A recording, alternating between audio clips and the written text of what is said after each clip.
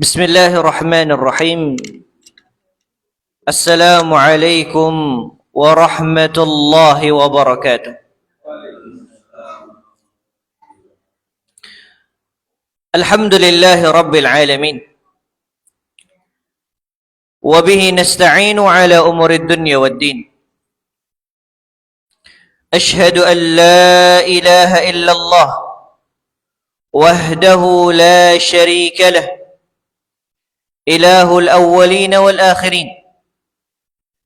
Wa ashhadu anna sayyidana wa maulana Muhammad khataman nabiyyin wa ala alihi wa sahabatihi wa man tabi'ahum bi ihsan ila yaumiddin.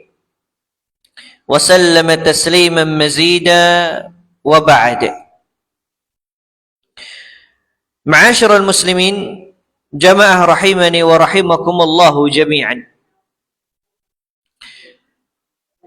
Tiada kata yang patut diucapkan oleh seorang mukmin kecuali kalimatus syukur, di mana Allah Subhanahu wa taala telah banyak memberikan kenikmatan kepada kita. Bahkan nikmat tersebut belum pernah kita minta, atau mungkin jarang kita menengadahkan tangan kita untuk meminta nikmat tersebut. Tetapi karena sebab rahmat Allah Subhanahu wa taala kepada kita, Allah telah memberikan kenikmatan-kenikmatan yang begitu banyaknya. Dan seorang hamba tidak akan mampu untuk menghitung nikmat Allah Subhanahu wa taala. Tetapi Allah memerintahkan kepada kita agar kita senantiasa mengucapkan alhamdulillah, bi ni'matihi tatimmus shalihat. Salawat serta salam tak lupa kita haturkan kepada Nabi kita yang mulia, Nabi kita Muhammad ibn Abdullah sallallahu alaihi wasallam. Sosok yang kita cintai dan kita rindukan. Dan semoga kita termasuk orang-orang yang senantiasa berada di atas sunnah beliau, senantiasa mengamalkan apa yang telah diajarkan oleh Nabi kita Muhammad alaihi salatu wassalam, dan kita dapat berkumpul dengan beliau kelak di surga. Amin ya rabbal alamin. Naam jamaah sekalian rahimani wa rahimakumullah. Alhamdulillah, pada malam hari ini kita masih diberikan izin oleh Allah Subhanahu wa taala untuk melanjutkan pembahasan kita dengan kitab Ahadithul Akhlaq yang telah disusun oleh Syekh Profesor Dr.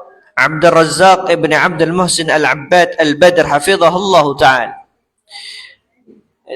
di mana pembahasan kita terakhir yaitu berkaitan dengan birrul walidain. Seperti yang telah kami sampaikan bahwa pembahasan birrul walidain begitu panjang, dan hadis-hadis maupun ayat-ayat di dalam Al-Quran tatkala berbicara tentang birrul walidain, maka kita dapatkan begitu panjangnya pembahasan tersebut. Kenapa? Karena kebaikan yang ada pada suatu keluarga, disitulah pangkal atau permulaan terbangunnya suatu negara. Ketika kita ingin negara kita baik, maka mulailah dengan kita memperbaiki keluarga kita. Bagaimana kita mendidik anak-anak kita menjadi anak-anak yang saleh maupun salihah, yang dengannya dia mendoakan kedua orang tuanya, yang dengannya dia berbakti kepada mereka, yang dengannya dia memperhatikan perkataan bahkan perbuatan pun diperhatikan. Apalagi ya, kemudian tatkala dia terjun di masyarakat karena sudah terbiasa untuk berkata baik, bermuamalah dengan muamalah yang baik, maka disitulah akan tercipta masyarakat yang berakhlakul karimah. Nah, di sini Asy-Syaikh hafizahullah taala wa ra'ah, beliau memulai pembahasan birrul walidain yang kedua, membawakan sebuah riwayat yang dibawakan oleh sahabat Al-Miqdam ibni Ma'adi,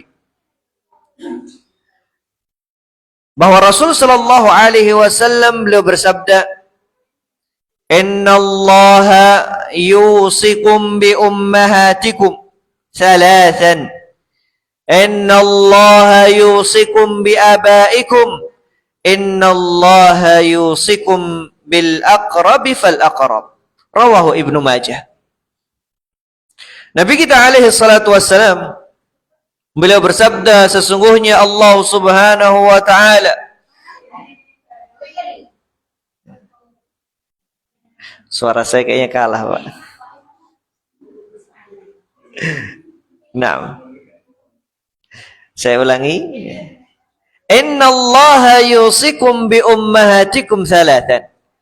Sesungguhnya Allah Subhanahu wa taala telah berwasiat kepada kalian agar kalian berbuat baik kepada ibu-ibu kalian sebanyak 3 kali.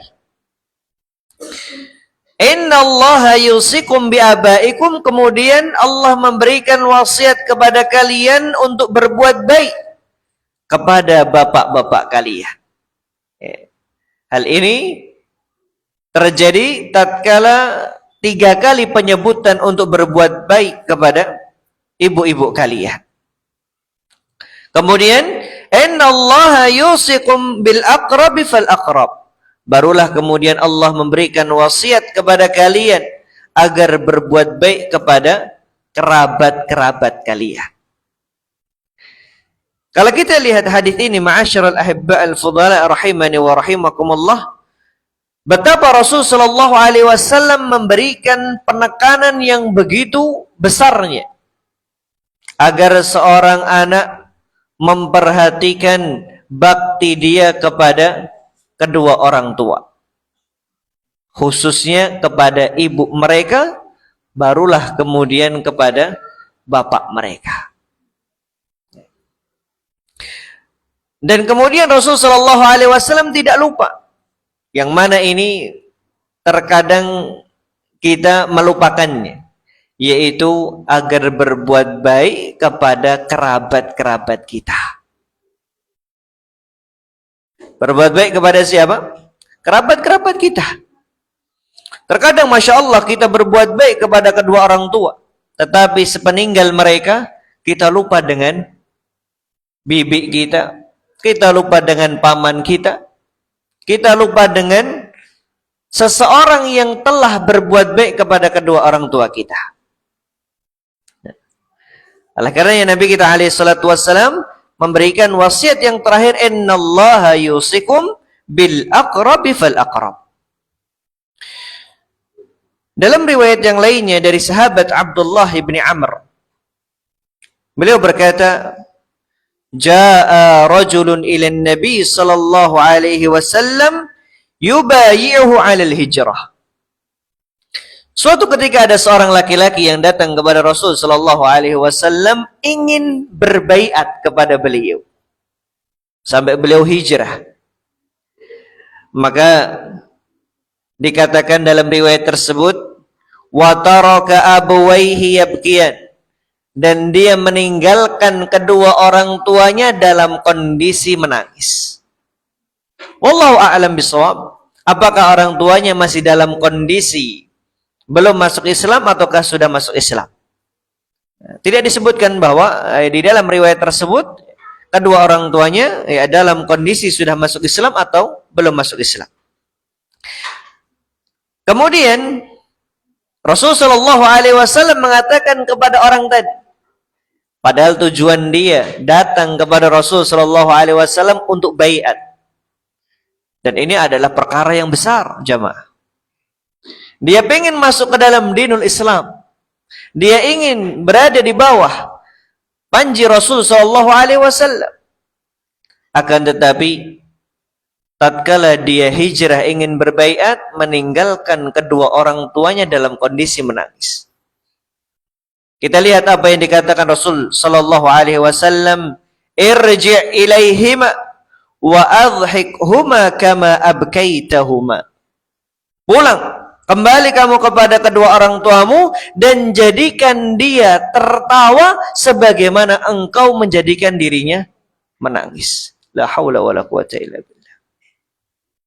Maka bagaimana kalau seandainya seseorang tidak dalam perkara ibadah, kemudian dia meninggalkan kedua orang tuanya dalam kondisi sedih, meninggalkan kedua orang tuanya dalam kondisi dia pengen untuk dirawat anaknya. Maka disinilah pentingnya seorang anak untuk bermusyawarah, untuk meminta ridho kepada kedua orang tuanya tatkala hendak melakukan suatu amalan. Kita lihat jemaah di sini, amalan yang dia lakukan bukan perkara duniawiyah, perkara ukhrawiyah. Baiat kepada Rasul sallallahu alaihi wasallam. Tapi memang benar jemaah, fakta telah membuktikan betapa banyak orang-orang yang tatkala melakukan suatu perkara dan kedua orang tuanya dalam kondisi ridho, Allah Subhanahu wa taala memberikan kemudahan dalam usaha yang telah dia lakukan.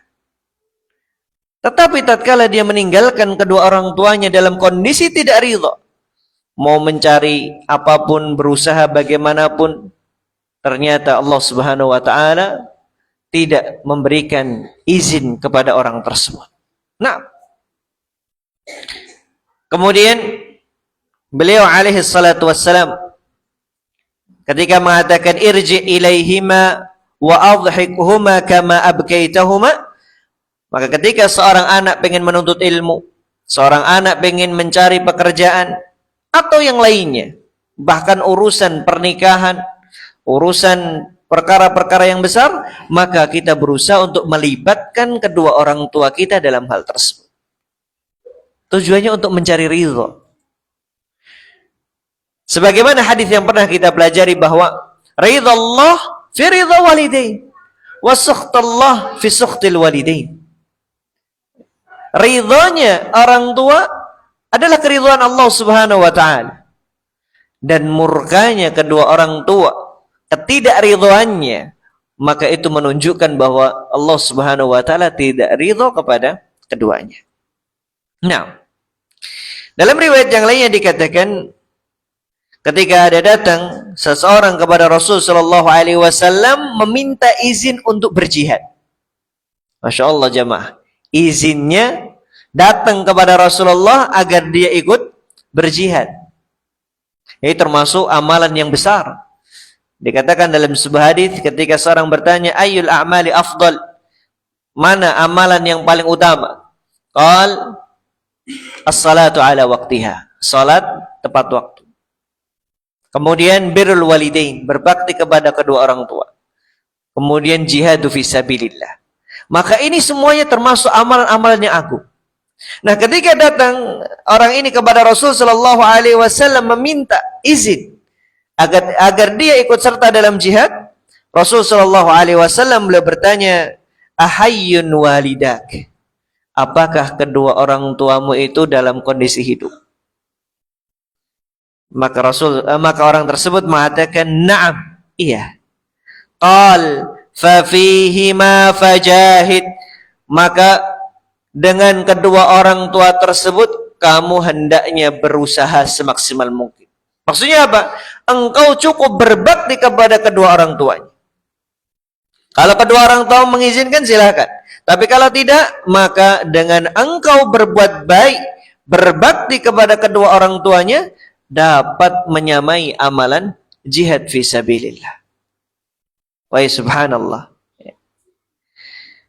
Berkata al-Imam Hafidh Ibn Hajar rahimahullah ta'ala wara'ah, ay in kana laka abwani, apabila engkau memiliki kedua orang tua, fa'ablig jahdaka fi birrihima wal ihsani ilaihima, maka sungguh-sungguhlah engkau untuk apa? Untuk berbuat bakti kepada keduanya dan juga berbuat baik kepada keduanya.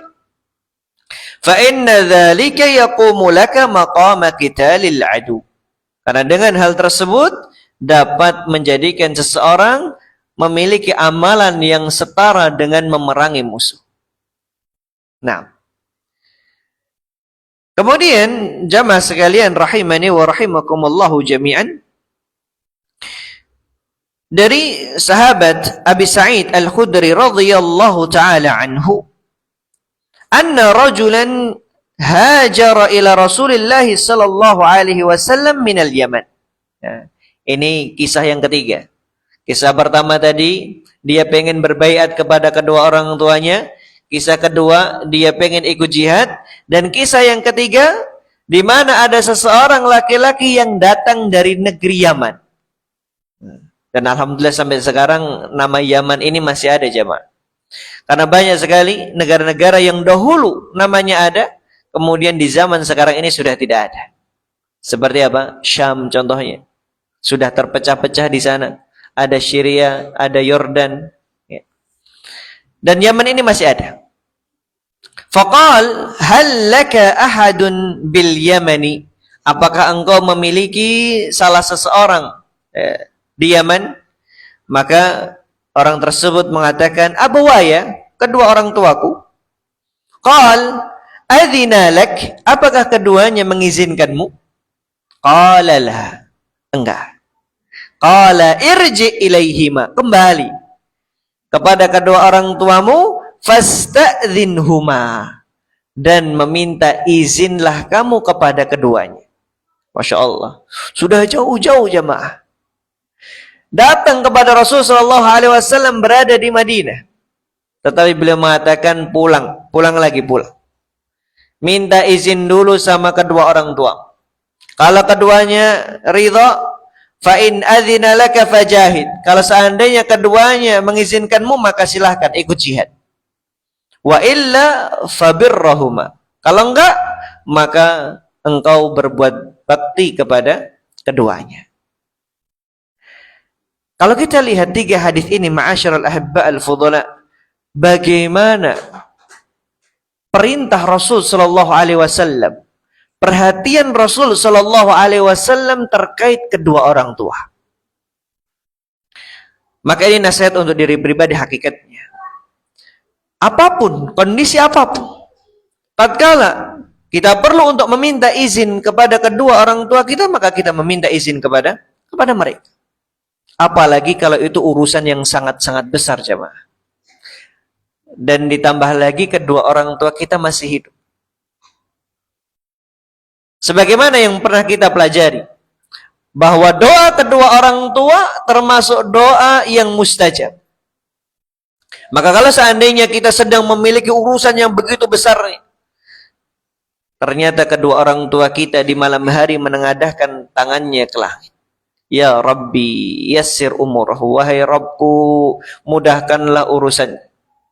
Maka yakinlah bahwa doa kedua orang tua kita akan dikabulkan oleh Allah Subhanahu wa taala, dan urusan kita akan dipermudah. Kita memiliki segala urusan, masalah apapun, minta doa kepada kedua orang tua kita. Karena disitulah jamaah, ya, kita sedang mengharapkan ridha Allah Subhanahu wa taala melalui ridha kedua orang tua kita. Nah,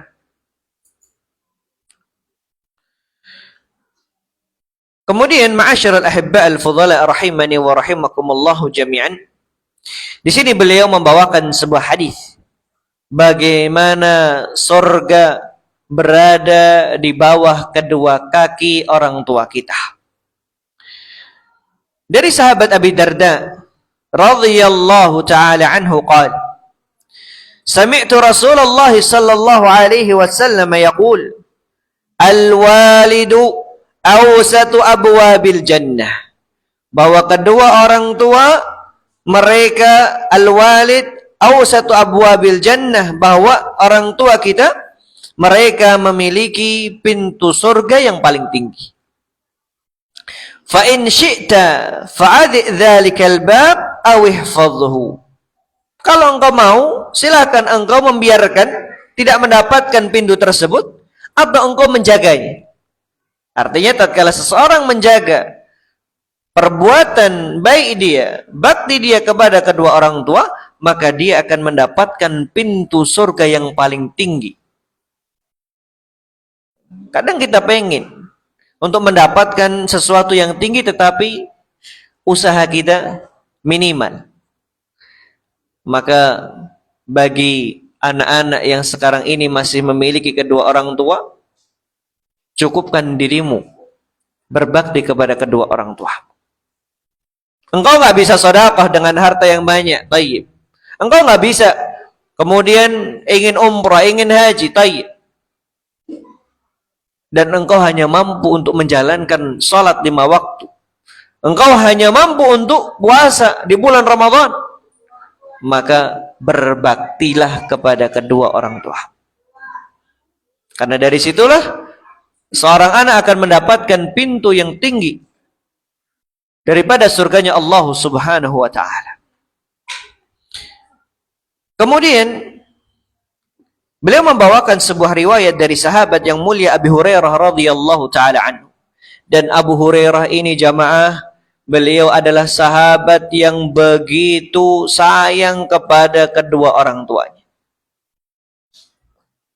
Beliau sampai ingin bertemu kepada Rasul sallallahu alaihi wasallam, pengen ibunya masuk ke dalam dinul Islam. Bahkan beliau khawatir, pernah suatu ketika tatkala beliau mengajak ibunya untuk masuk ke dalam Islam, tetapi ternyata ibunya mengucapkan sesuatu yang hal tersebut tidak pantas untuk dikatakan kepada baginda Nabi kita Muhammad alaihi salatu wassalam. Sampai beliau datang kepada Rasul sallallahu alaihi wasallam dalam kondisi menangis.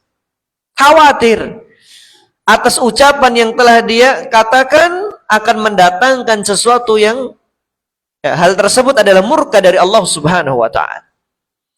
Baik, kita lihat apa yang beliau katakan. Qal anin Nabi sallallahu alaihi wasallam qal, dari Rasul sallallahu alaihi wasallam beliau bersabda, la yajzi waladun walidah illa ay yajidahu mamlukan fayashtariyahu fayu'tiqahu. Rawahu Abu Dawud. La yajzi waladun walidah, seorang anak tidak akan mampu membalas kedua orang tuanya. Seorang anak tidak akan mampu membalas kebaikan kedua orang tuanya sampai kapanpun, kecuali dalam satu kondisi jamaah. Apa yang Rasulullah SAW katakan? Illa ayyajidahu mamlukan fayashtariyahu fayu'tiqah. Kecuali dia mendapati kedua orang tuanya atau salah satunya dalam kondisi diperbudak. Kemudian dia membelinya dan kemudian dia merdekakan kedua orang tuanya. Barulah dikatakan dia berhak untuk mendapatkan ganjaran. Itu apa ganjarannya? Serupa atas apa yang telah diperbuat oleh kedua orang tua kita, maka anak tersebut juga mendapatkan posisi yang sama. Berat jamaah, apalagi di zaman sekarang ini. Sudah nggak ada lagi yang namanya perbudakan. Maka kita tidak akan mampu untuk membalas apa yang telah diperbuat orang tua kita kepada diri kita. Hal ini pernah terjadi di zaman Abdullah ibni Umar radhiyallahu taala anhu, bahwa ada seorang laki-laki yang mana dia berasal dari Yaman. Ia tufu bil bait, dia sedang melakukan tawaf di Baitullah, di Ka'bah. Wa hamala ummahu wara'a dhahri, dan ternyata laki-laki dari Yaman tersebut dia sedang menggendong orang tuanya untuk tawaf di Baitillahil Haram. Subhanallah. Seraya orang tersebut mengatakan, innilaha ba'iruhal mudhallal in ud'irat riqabuha lam ud'ir, sambil menyenandungkan sebuah syair. Sesungguhnya aku baginya, yaitu bagi ibuku, ya, kal ba'ir al mudhallal, seperti onta yang dia itu menurut kepada orang yang menungganginya. Tatkala disuruh turun, ya dia turun. Tatkala disuruh berdiri, dia berdiri. Tanpa protes sedikit pun. In ud'irat riqabuha lam ud'ir. Kalau seandainya onta-onta yang lain tatkala dia bisa memberontak, maka diriku tidak akan memberontak sama sekali. Sampai demikian ma'asyiral ahibba al-fudhala rahimani wa rahimakumullah. Kemudian dikatakan, ya ibn Umar, wahai Abdullah ibn Umar, atarani jazaituha, apakah engkau melihat bahwa diriku telah membalas perbuatan baik yang telah dia lakukan? Maka Ibnu Umar mengatakan, qala la, enggak, sama sekali enggak.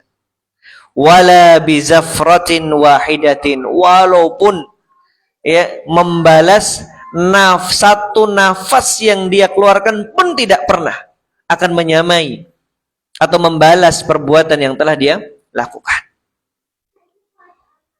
Bayangkan jamaah sekalian, apa yang telah kita lakukan kepada kedua orang tua kita, wal'iyadzubillah. Dari mungkin bandelnya kita, dari mungkin ya perkataan kita yang menyakiti mereka. Fa na'udzubillahi tsumma na'udzubillah. Nas'alullah as-salama wal afiyah fid dunya wal akhirah. Nah, dalam kisah yang lainnya juga dikatakan, kalau tadi ketika bertemu dengan Abdullah bin Umar, sekarang bertemu dengan bapaknya yaitu Umar ibn Khattab radhiyallahu taala anhu. Yang mana kisah ini hampir sama. Di mana ada seseorang yang datang kepada Umar ibn Khattab radhiyallahu taala anhu, kemudian dia berkata, "Ya Amirul Mukminin, ummi ajuzun kabiratun." Sesungguhnya ibuku wahai Umar ibn Khattab adalah seorang perempuan yang tua renta, yang tidak mampu untuk ya berjalan.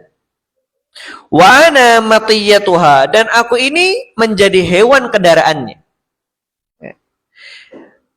Aj'aluha ala dhahri, kemudian aku jadikan dirinya berada di atas punggungku. Wa anhani 'alaiha biyadi wa ali minha mithla ma kanat tali minni. Aw addaitu syukraha. Dan aku telah berbuat baik kepada keduanya. Perkataanku, muamalahku begitu luar biasa baik. Awa adaitu syukraha, apakah aku telah berbuat baik, membalas kebaikan yang telah dia lakukan? Qala la, enggak. Lima ya Amirul Mukminin, loh, kenapa wahai Amirul Mukminin? Aku nih loh, sudah membawa ibuku berada di atas punggungku dalam kondisi aku tawaf, dalam kondisi yang lain-lainnya.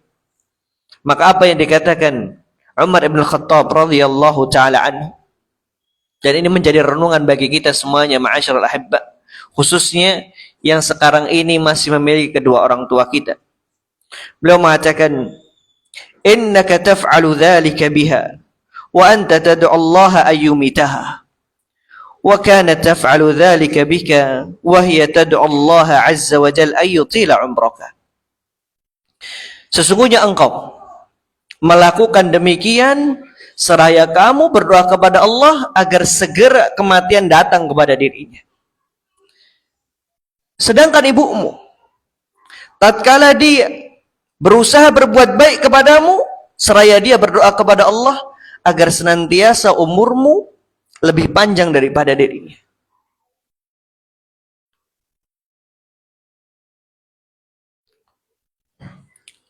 Nah, ma'asyiral hibbal fudhala rahimani wa rahimakumullah. Maka inilah kenapa sama sekali kita tidak bisa untuk membalas perbuatan baik yang telah dilakukan oleh kedua orang tua kita, karena memang demikian. Saat ini kita dalam kondisi yang baik, dalam kondisi yang sehat, yang kuat. Tapi terkadang kita melupakan kedua orang tua kita. Kita nggak tahu apa yang sedang mereka lakukan. Karena posisi yang begitu jaraknya, begitu jauhnya jarak kita dengan mereka. Bahkan terkadang kita sekarang kondisinya begitu mudahnya untuk bertanya, chat, ataupun kita telepon mereka 1 menit, 2 menit, ataupun 5 menit. Terkadang begitu susahnya kita. Padahal mereka membutuhkan untuk kita bertanya kondisi mereka. Mereka butuh untuk mendengarkan apa yang sedang atau kabar yang sedang kita rasakan di tempat yang kita jauh dari mereka. Nah,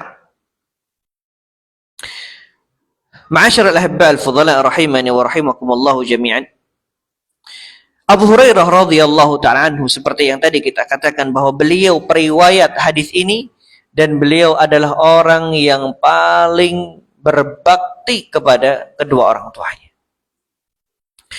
Di mana suatu ketika Abu Hurairah radhiyallahu ta'ala anhu, tatkala beliau pengen keluar atau masuk kepada rumah orang tuanya, maka apa yang selalu beliau katakan, فَإِذَا أَرَادَ أَنْ يَخْرُجَ, tatkala Abu Hurairah menginginkan untuk keluar, وَقَفَ عَلَى بَابِهَا, maka dia berdiri di samping pintu rumah orang tuanya. Kemudian dia mengatakan, Assalamu alayki ya ummatah wa rahmatullahi wa barakatuh. Belum mengucapkan salam. Fataqul wa alaikassalam ya bunayya wa rahmatullahi wa barakatuh. Kemudian dijawab oleh ibunya. Dan apa yang dikatakan lagi oleh Abu Hurairah radhiyallahu taala anhu, fayaqul rahimakillahu kama rabbaitani saghira. Semoga Allah Subhanahu wa taala memberikan rahmat kepadamu sebagaimana engkau telah menjagaku tatkala aku dalam kondisi masih kecil. Fataqul, maka kemudian ibunya menjawab, rahimakallah kama barrattani kabira. Semoga rahmat Allah juga tercurahkan kepadamu sebagaimana engkau telah berbakti kepadaku tatkala engkau sudah dewasa. Kalau kita bagaimana jemaah? Kita nggak pernah. Bahkan kita mendoakan kedua orang tua kita mungkin jarang. Wal'iyadzubillah. Maka usahakan doa pertama kali tatkala kita ingin meminta kepada Allah Subhanahu wa taala, awal pertama kali hendaknya kita katakan Rabbighfirli wa liwalidayya warhamhuma kama rabbayani shaghira. Pertama kali. Sebelum kita minta yang lainnya, sebelum kita minta ilmu, sebelum kita minta harta duniawiyah, maka usahakan pertama kali yang kita minta kepada Allah Subhanahu wa taala agar Allah memberikan ampunan untuk kedua orang tua kita. Nah, karena dengan hal tersebut tatkala kedua orang tua kita sudah meninggal dunia, sebagaimana dalam sebuah riwayat, ketika seorang hamba ketika dia berada di akhirat kemudian dia naik derajatnya, tatkala dia di surga dia naik derajatnya, maka orang tersebut bertanya, loh kok bisa, kenapa? Maka kemudian dikatakan, hal tersebut karena sebab doa anakmu meminta ampun untukmu tatkala dia di dunia. Maka ini penting sekali jemaah.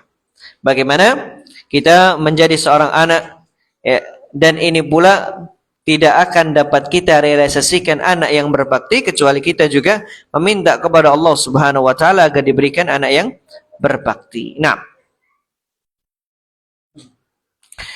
ma'asyiral ahibba al-fudhala rahimani wa rahimakumullah jami'an.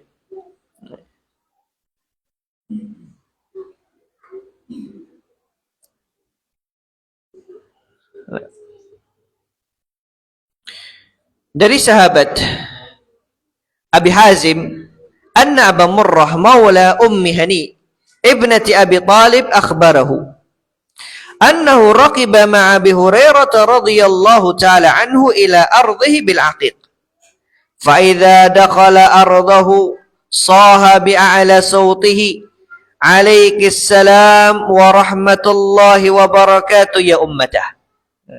Ini juga sama. Riwayat yang dibawakan ini yaitu tatkala Abu Hurairah radhiyallahu taala anhu ingin bertemu dengan ibunya. Dan ternyata dia berada di kebun. Maka kemudian Abu Hurairah radhiyallahu taala anhu sedikit mengangkat suaranya agar terdengar suaranya. Dia mengucapkan salam untuk kedua orang tuanya, untuk ibunya. Maka kemudian ibunya pun juga menjawab, waalaikumsalam warahmatullahi wabarakatuh. Yaqul rahimakillah rabbaitani saghira fataqulu ya bunayya wa anta fajazaqallahu khairan wa radhiya anka kama barrattani kabira. Kemudian Abu Hurairah berdoa rahimakillah, semoga rahmat Allah kepadamu sebagaimana engkau telah mendidikku, menjagaku tatkala aku kecil. Kemudian ibunya menjawab, ya bunayya, wahai anakku, wa anta fajazaqallahu khaira. Wahai anakku, jazakallahu khair. Semoga Allah memberikan ganjaran yang terbaik untuk. Wa radhiya anka, dan semoga Allah ridha kepada dirimu.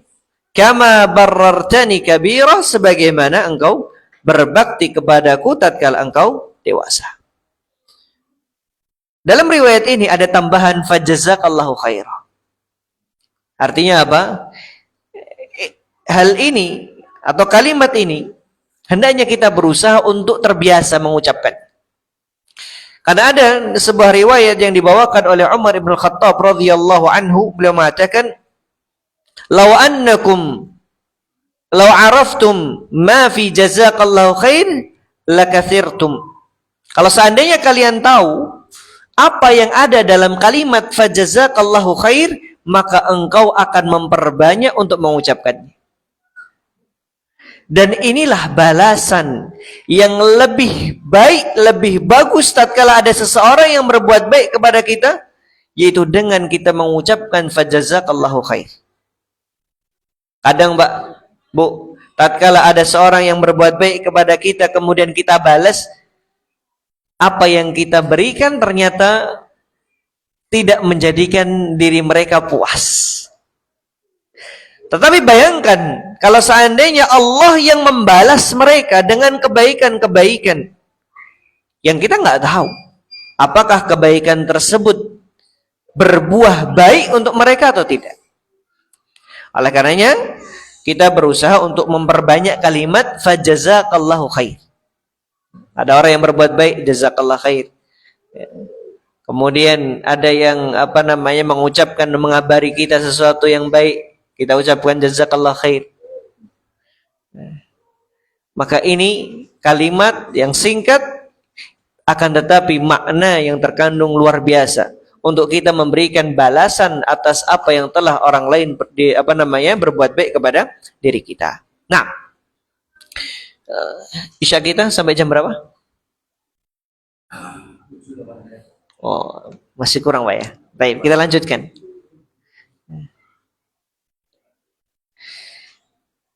Dari seorang tabi'in yang bernama Muhammad ibn Sirin. Muhammad ibn Sirin. Beliau mengatakan, "Kunna 'inda Abi Hurairah radhiyallahu taala anhu lailatan." Suatu ketika kita ini pernah bermalam di rumahnya Abi Hurairah. Faqal, kemudian Abu Hurairah berdoa, "Allahumma ghafir li Abi Hurairah." Ya Allah, ampunilah untuk Abu Hurairah, artinya untuk dirinya. Wali ummi, dan juga untuk ibuku. Wali man istaghfara lahuma, dan orang-orang yang memohon ampun untuk keduanya. Artinya untuk Abu Hurairah dan juga untuk ibunya. Faqala li Muhammad, maka akhirnya Muhammad ibn Sirin mengatakan, "Fanahnu, maka kita nastaghfiru lahuma, kita memohon ampun untuk keduanya, hatta nadkhula fi da'wati Abi Hurairah, agar kita termasuk orang-orang yang didoakan oleh Abi Hurairah radhiyallahu taala anhu." Apa tadi Pak doanya yang pertama? Ya Allah, ampunilah Abu Hurairah dan juga ibuku, yaitu ibunya Abu Hurairah, dan orang yang meminta ampun keduanya. Artinya untuk Abu Hurairah dan juga untuk ibunya. Maka Muhammad ibn Sirin, seorang tabi'in, beliau mengatakan kita pun akhirnya meminta meminta ampun untuk keduanya, untuk Abu Hurairah dan untuk ibunya. Tujuannya apa? Agar kita termasuk orang yang ketiga. Karena doanya Abu Hurairah radhiyallahu taala anhu, ada seorang sahabat, dia menganggap bahwa doanya lebih mulia, doanya lebih mustajab. Maka Muhammad ibn Sirin ya memperbanyak untuk meminta ampun untuk ibunya, untuk Abu Hurairah dan juga untuk ibunya. Nah, dan inilah sifat seorang mukmin, di mana Allah Subhanahu wa taala berfirman dalam surah Al-Hasyr ayat yang ke-10, "Walladzina ja'u min ba'dihim yaquluna rabbana ighfir lana wa li ikhwanina alladhina sabaquna bil iman wa la taj'al fi qulubina ghillan lil ladzina amanu rabbana innaka ra'ufur rahim." Dan orang-orang yang mereka datang min ba'dihim setelah mereka berdoa, Rabbana ighfir lana, ya Allah ampunilah kami. Wa li ikhwanina alladhina sabaquna bil iman, dan juga untuk saudara-saudara kami yang mana mereka sudah mendahului di dalam keimanan. Inilah sifat seorang mukmin, yang dia tidak hanya mendoakan untuk dirinya, ampunan untuk dirinya, tetapi juga ampunan orang-orang sebelum mereka. Maka disinilah Muhammad ibn Sirin, ya, salah satu ayat ini menjadi motivasi beliau. Selain tadi mendengarkan doa Abu Hurairah, dan juga beliau tatkala membaca ayat yang mulia ini, maka beliau mendoakan orang-orang terdahulu. Nah, dan kita dapatkan bagaimana luar biasanya Abu Hurairah radhiyallahu taala anhu sampai di zaman sekarang ini, hadis-hadis yang beliau riwayatkan begitu banyak. Maka akan kita dapatkan hampir setiap hadis di situ Abu Hurairah radhiyallahu taala anhu beliau meriwayatkan dari Rasul sallallahu alaihi wasallam. Nah, ma'asyiral ahibba al-fudhala rahimani wa rahimakumullah, ya, mungkin ini yang dapat kita pelajari pada malam hari ini. Kembali kami ringkaskan bahwa hendaknya kita berusaha untuk mengambil atau meminta ridha kedua orang tua kita. Jangan sampai kemudian perkara-perkara yang di situ, terlebih lagi perkara yang besar, kemudian kita bukan mendapatkan ridha kedua orang tuanya, tetapi mendapatkan ketidakridhaan dari mereka. Dan kemudian bagi yang masih memiliki orang tua, doakan mereka baik tatkala mereka di dunia maupun tatkala mereka nanti meninggal dunia. Karena dengan itulah kita akan mendapatkan pahala yang luar biasa dari Allah Subhanahu wa taala. Karena dengan itulah kita dapat membantu mereka walaupun mereka berada di liang lahat, tetapi mereka akan senantiasa mendapatkan kemudahan-kemudahan karena sebab doa dari anak-anak mereka. 6 ini yang dapat kita pelajari. Semoga Allah Subhanahu wa taala menjadikan kita semuanya anak-anak yang berbakti, menjadikan anak-anak kita pun juga anak-anak yang berbakti, dan juga keturunan-keturunan kita semuanya adalah anak-anak yang saleh maupun salihah. Nasallallahu at-taufiq was-sadad. Wa sallallahu ala nabiyyina wa rasulina Muhammad wa akhiru da'wana alhamdulillahi rabbil alamin. Thumma assalamu alaikum warahmatullahi wabarakatuh.